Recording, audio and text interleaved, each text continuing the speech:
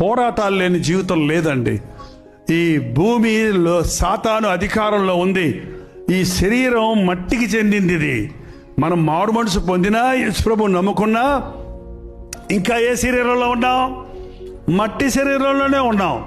కాబట్టి మట్టి ఎక్కడ లాగుతుంది? భూమి ఆకర్షణ శక్తి ఏదైనా పడేస్తే ఎక్కడ పడుతుంది? పైకి పోకుండా కిందకి పోతుంది. ఈ భూమి ఆకర్షించుకుంటుంది. కాబట్టి భూమి మనల్ని ఆకర్షిస్తుంది.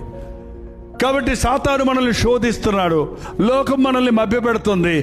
ప్రభు కొరకు బ్రతకాలంటే ఆధ్యాత్మిక శక్తి పొందాలి, పరిశుద్ధాత్మని శక్తి పొందాలి, పరిశుద్ధ గ్రంథమైన వాక్యాన్ని చదవాలి. దేవునితో నీవు ప్రార్థిస్తున్నప్పుడు కనెక్ట్ అవుతున్నావు. నువ్వు ప్రార్థిస్తుంటే దేవునితో మాట్లాడుకుంటున్నావు. నువ్వు బైబిల్ చదువుతుంటే దేవుడు నీతో మాట్లాడుతున్నాడు. దేవునితో ప్రార్థన అనేది సంభాషణ.